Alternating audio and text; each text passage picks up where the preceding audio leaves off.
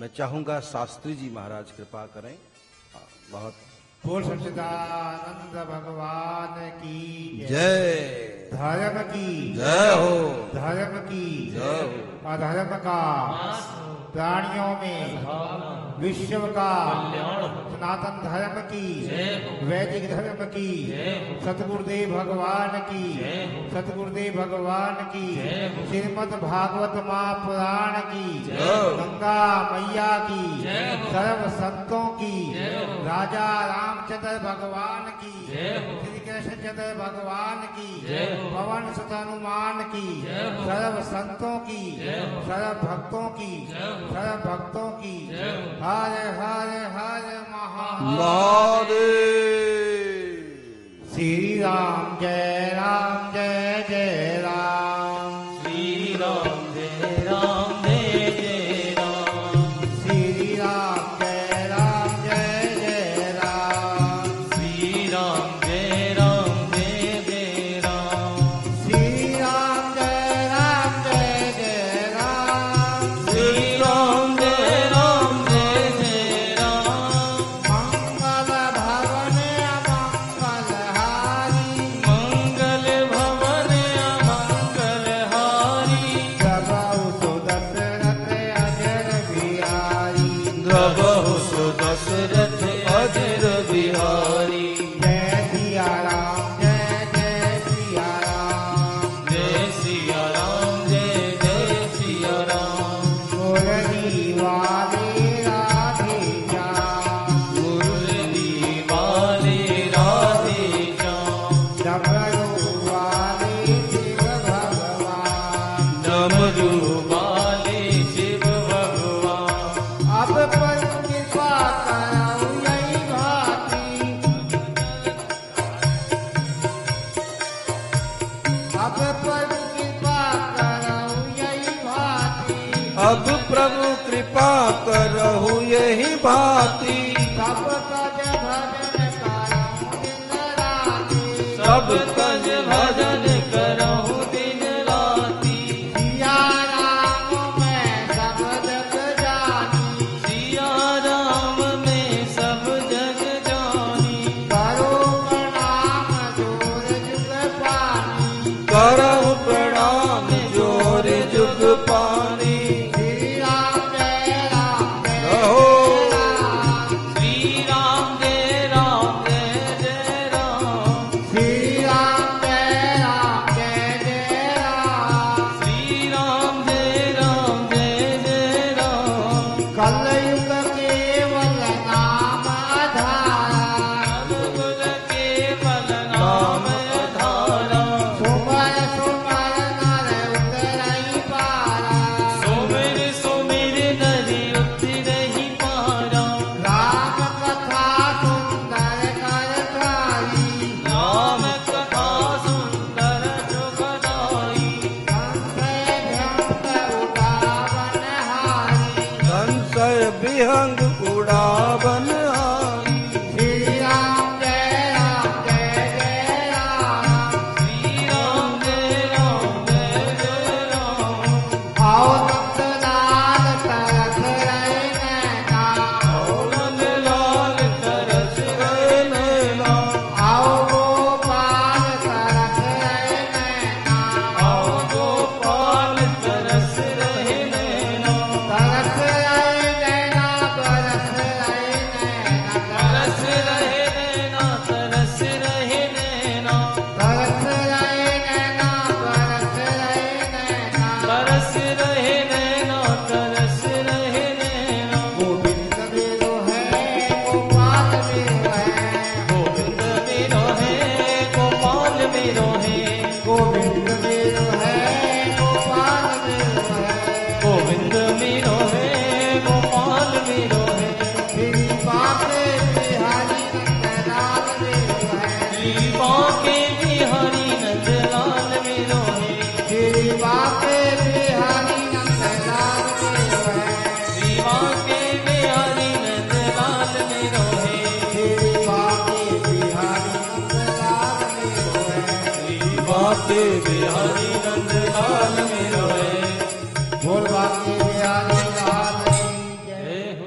कन्हैया लाल की जय।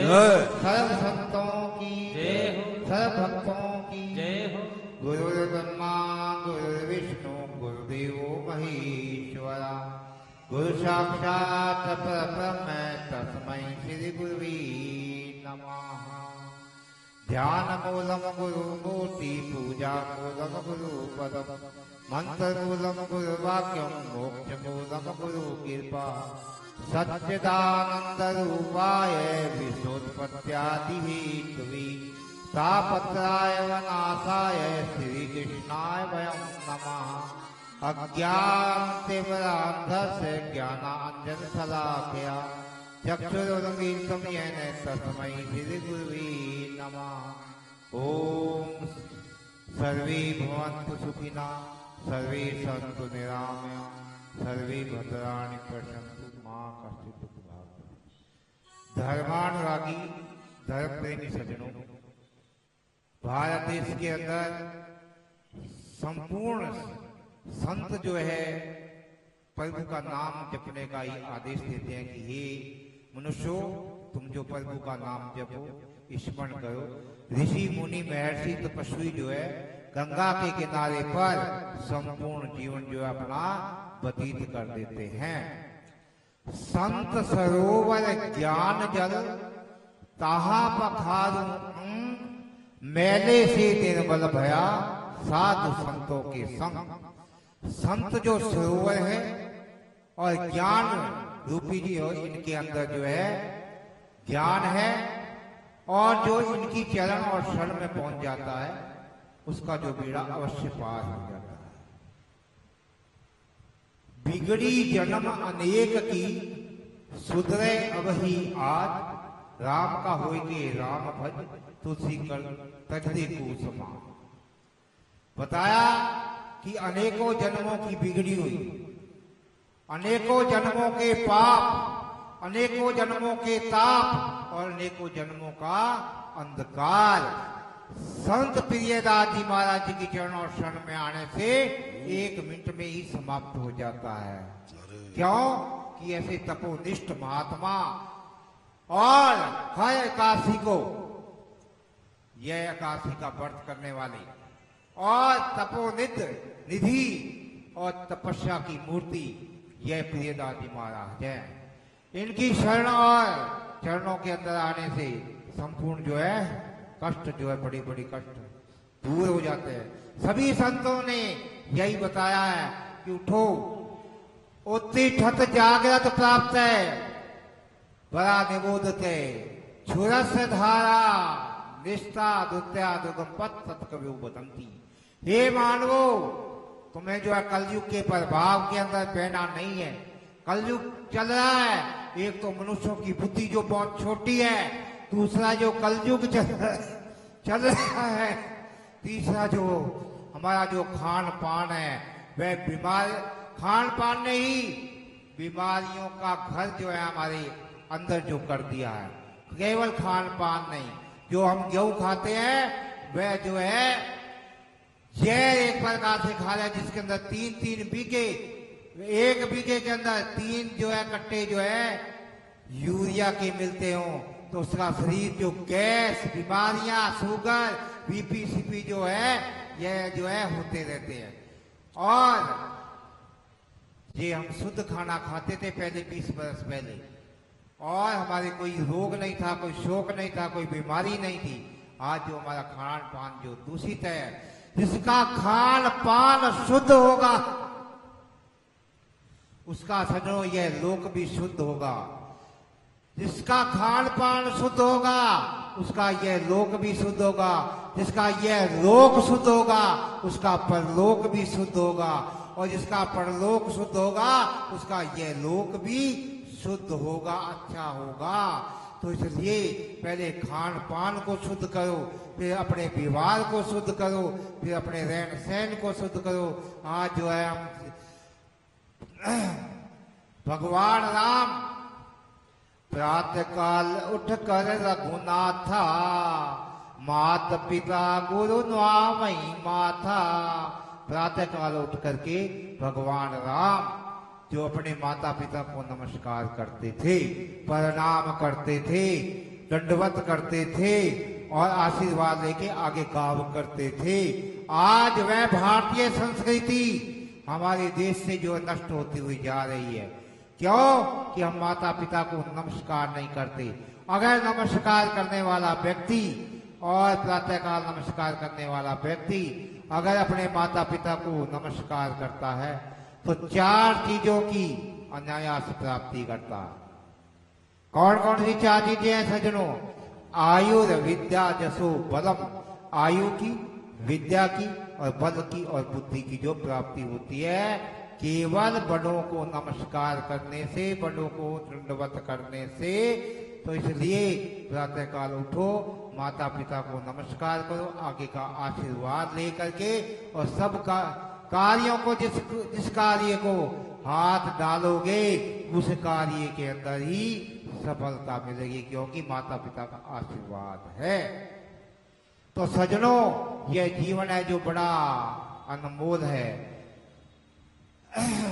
चेतो नगरी तारो गाम, अलख पुरुष का लीजिए नाम। किसने मुंडा, किसने मुंडाया, किसका भेजा नगरी आया।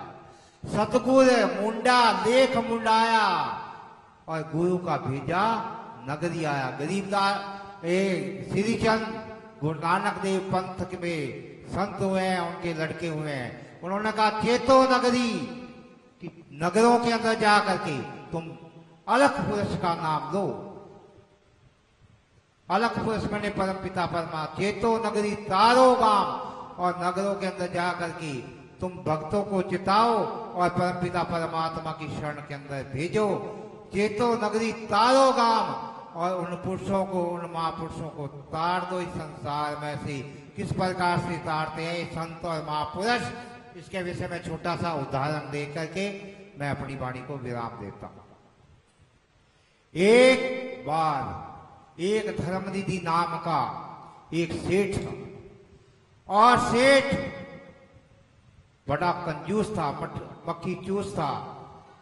और प्रातःकाल होते ही सवेरे 6 बजे करीब उसके यहां पर एक महात्मा गए। महात्मा जो है गए तो वह दुकान पर बैठा हुआ 5-7 गाहक उसके पास बैठे हुए थे। ग्राहक का मतलब समझते हो, दुकान पर सौदा खरीदने वाले बैठे हुए थे कि महात्मा के चरणों में उस धर्मनिधि सेठ ने प्रणाम किया, नमस्कार किया, दंडवत किया। और दंडवत करके बोलो महाराज क्या आदेश है मेरे लिए? कि हे सेठ जी, मैंने जो 4 धाम की यात्रा करनी है, बद्रीनाथ, केदारनाथ, गंगोत्री और यमोत्री, तो फिर मेरे को 500 रुपए की आवश्यकता है। केवल 500 रुपए की आवश्यकता है। अगर आप मेरे को 500 रुपए दे सकते हो तो मेरी जो है यात्रा सफलता से हो जाएगी। सेठ सोचने लगा, सेठ सोचते सोचते कहने लगा कि महाराज आज तो मेरे पास 5-4 गाहक बैठे हुए हैं, आप जो है कल प्रातःकाल आना और 500 रुपए ले जाना। प्रातःकाल 9-10 बजे दुकान खुली, प्रातःकाल हुआ और प्रातःकाल होते ही महात्मा जी 11 बजे उसकी दुकान पर गए कि महात्मा जी ने कहा कि हे महाराज आपने कल कहा था 500 रुपए दे दूंगा। कि महाराज आज तो और भी ज्यादा गाहक बैठे, मैं इनको पहले निपटा लूं, आप जो कल आना। कल करते हुए महात्मा जी ने के 6 महीने जो व्यतीत कर दिए, 6 महीने व्यतीत कर दिए। महात्मा जी कहते हैं कि हे सेठ 6 महीने हो गए मेरे ड्यूटी देते हुए, 6 महीने मेरे को यहाँ पर ड्यूटी देते हुए हो गए आपके यहाँ, और आपने कल करते हुए मुझे 6 महीने जो व्यतीत कर दिए। आज तुम मुझे को 500 रुपए देने हैं तो दे दो, और नहीं देने तो मेरे को जवाब दे दो। सेठ जी ने कहा कि महाराज मेरा तो पहले दिन से ही जवाब था, आप ड्यूटी देते थे, आप आते थे, मैं आपको कह देता था कल आना, तो इसलिए मेरी तरफ से तो मनाही है, डांटा और फटकारा, चल दिए। चलते चलते और दुकानों से पूछा किसका घर कहाँ है, कि महाराज 500 रुपए प्राप्त नहीं हुए, 6 महीने हो गए आपको ड्यूटी देते हुए, हमको देखते हुए, बराबर आप आते हैं। कि महाराज सेठ बड़ा मुखी चूस है, बड़ा कंजूस है, तो इतने दिन ड्यूटी देने की 2-4 दिन के अंदर इसको दूर कर देना था, हट जाना था आपने। कि मैंने कहा दे ही दे, कहीं पर मैं भी लालच के अंदर पड़ा रहा। चलो कोई बात नहीं, जैसे प्रभु की इच्छा, जैसे भगवान की इच्छा होगा, वही जो राम रच रखा और कोकर तर्क बढ़ावई शाखा, वही होना है जो राम ने रच रखा। कोई बात नहीं, मैंने ड्यूटी दी है, कोई बात नहीं। इसका घर कहाँ है, कि इसका घर है 1 किलोमीटर 2 किलोमीटर दूर, और इसकी घरवाली बहुत सज्जन है, वह भगवान का भजन करती है, वह भगवान का नाम का जप करती है, वह तप करती है, और किसी संत और महात्मा को खाली वह अपने घर से नहीं भेजती। पूछते पूछते धर्म दीदी सेठ, उसकी घरवाली का नाम था निर्मला, निर्गताः निर्मलाः, जिसके सारे पाप धुल चुके हों, सारे पाप क्षय हो गए हों, और वह स्वच्छ हो गई हो, पवित्र हो गई हो, उसको निर्मला कहते हैं। तो उसका घरवाली का नाम था निर्मला। वह संत महापुरुष निर्मला के पास पहुंचे। निर्मला ने कहा कि महाराज मैं आपके लिए दूध बनाऊं या चाय बनाऊं या आपके लिए भोजन तैयार करूं, आप बोलो, जो कुछ भी कहोगे मैं तैयार कर दूंगी। कि देवी भोजन तो हम और जगह ले लेंगे, चाय भी और जगह ले लेंगे, दूध भी और जगह ले लेंगे, तो महाराज आपको क्या चीज की आवश्यकता है? कि देवी एक सेठ है धर्मनिधि नाम का, उसके यहाँ पर मेरे को 6 महीने जो ड्यूटी देते हुए हो गई, और उसने मुझे 500 रुपए नहीं दिए। मेरे को 500 रुपयों की आवश्यकता है, जो मैंने 4 धाम की यात्रा करनी है। तो सजनों सिर पकड़ के रोने लगी कि मेरा घरवाला मेरे पास 1 पैसे भी नहीं छोड़ता है, वह तो कंजूस है, मक्खी चूस है, वह कैसे मैं 500 रुपया कहाँ से ला के दूं? सोचने लगी, विचारने लगी, विचार करने लगी। विचार करते करते करते करते करते करते अगर मैं ये हार देती हूँ तो यह मेरे पति देव का है, अगर मैं ये चूड़ियां कंगन देती हूँ तो यह भी मेरे पति देव के है, यह जो सोने के कुंडल हैं यह मेरे पिता ने मेरे को जो है चलती बार जो है दान के अंदर दिए थे, दहेज में दिए थे। इनका मेरे पति देव को पता नहीं है, परंतु पता था। उसने निर्मला नाम की देवी ने वह कुंडल उतारे और कुंडल उतार करके संत महापुरुष की झोली के अंदर डाल दे कि ये महापुरुष, ये संत जी महाराज, यह 1000 रुपए की वस्तु है और इसको 500 रुपए में जहां कहीं भी रख देना और 500 रुपए मेरे से ले जाना और ये कुंडल छुटा लेना। अब आप जो है प्रसन्नता से अपनी यात्रा करो और अपने तीर्थ यात्रा करके अपने जीवन को जो सफल बनाओ। महात्मा जी चल दिए। चलते चलते चलते चलते क्या हुआ कि उसी सेठ के पास ही आ गए। क्या लगा, और तो किसी को मैं जानता नहीं इस शहर के अंदर, इस सेठ को ही जानता हूं, 6 महीने तक ड्यूटी दी है इस सेठ की।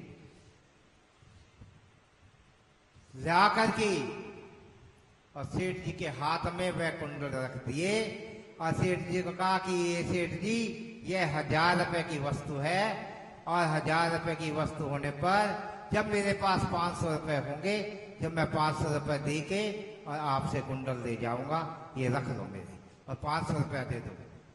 महात्मा जी ने, सेठ जी ने वह कुंडल लेकर के, कानों के कुंडल लेकर के और जो है तिजोरी के अंदर बंद कर दिया कि महाराज कल आना।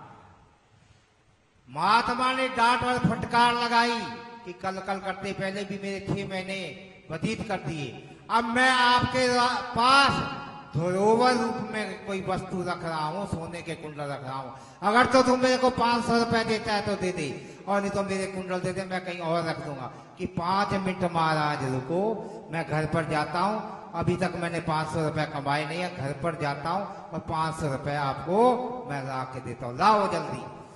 गया घर पर गया आग बबूला होकर की, और अपनी धर्म पत्नी निर्मला देवी से कहा कि हे देवी, उन कुंडल ला के दो, कि मैं जो है कुंडल जो है किसी को देने हैं और मेरे को आज जरूरत है। और बोला संशय के अंदर पड़ गई, अब मैं क्या करूं, कुंडल तो मैंने महात्मा जी के सुपुर्द कर दिए, भेंट कर दिए, दान कर दिए, अब कैसे करूं। सजनों, चिटकनी लगा लेती है, अंदर से बंद कर लेती है और प्रभु का ध्यान करने लगती है। और प्रभु का ध्यान करते करते उसके हाथ के अंदर एक हीरा था नीले रंग का, और हीरे के अंदर विष बताया। हीरे को घिसने लगती है चकले पर अंदर ही, और पानी डालती है और कटोरी के अंदर उस हीरे को घिस के और कर लेती है कि हे प्रभु, मेरे को अपनी शरण के अंदर लेना, मैं आपके चरणों की दासी सदा ही रही हूं और रहूंगी। इतना कह करके वह हीरे को घिसे हुए को अपने मुख की तरफ निगलने की तरफ ध्यान करती है, ध्यान देती है। इतनी दूर ले गई हाथ से, और छंदड़ी सी जो है कुंडल ऊपर से गिरे, और गिर करके जो है कटोरी के अंदर गिरे, और वह देवी भाव विभोर हो गई कि हे प्रभु, ये क्या चमत्कार देख रही हूं।